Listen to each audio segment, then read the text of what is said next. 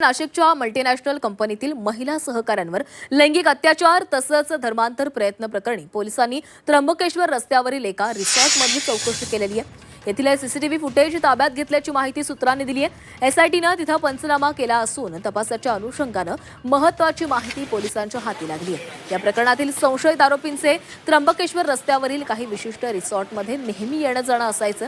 तिथे नेऊन पीडितेवर अत्याचार तसंच धार्मिक भावना देखील दुखावण्यात आल्याचा संशय आहे। याबाबतचे महत्त्वाचे अपडेट तपासणीमध्ये एसआयटीच्या हाती लागलेले आहेत। याशिवाय कंपनीतील लॉबी तसंच पॅन्ट्रीची देखील तपासणी करून फॉरेन्सिक पुरावे तपास पथकानं ताब्यात घेतले।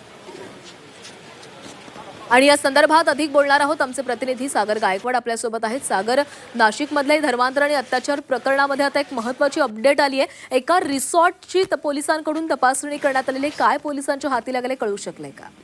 नक्कीच, खरं तर मल्टीनॅशनल कंपनीमध्ये धर्मांतराचा जो प्रश्न निर्माण झालेला होता, याबाबत काही महिलांवरती अत्याचार देखील केले होते। याबद्दल नाशिकच्या मुंबई नाका पोलीस ठाण्यात आणि देवळी कॅम्प पोलीस ठाण्यात गुन्हा दाखल झालेला होता। आता या तपासाला वेग येत आहे। एसआयटीचं पथक हे नाशिकच्या त्र्यंबक रोड परिसरात असलेल्या एका रिसॉर्टमध्ये गेलं होतं। त्या ठिकाणी ज्या मुलींवरती अत्याचार केलेला होता, त्या ठिकाणचे ज्या दिवशी ह्या मुलगी त्या ठिकाणी गेलं होतं, त्या ठिकाणचे सीसीटीव्ही फुटेज जे आहेत ते एसआयटीकडून तपासण्यात आल्याचं माहिती समोर येते। त्याचबरोबर सीसीटीव्हीचा DVR जो आहे तो देखील पोलिसांनी जप्त केल्याची माहिती मिळते।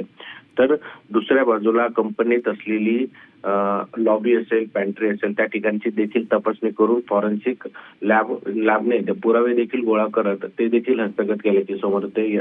यामुळे एसआयटी ह्या सगळ्या प्रकरणात गांभीर्य लक्षात घेत लवकरात लवकर तपास करत असताना पाहायला मिळत आहे। तर या तपासामध्ये अनेक नवीन धागेदोरे लागण्याची शक्यता वर्तवली जाते। नक्कीच सागर, धन्यवाद दिलेल्या सविस्तर माहितीसाठी।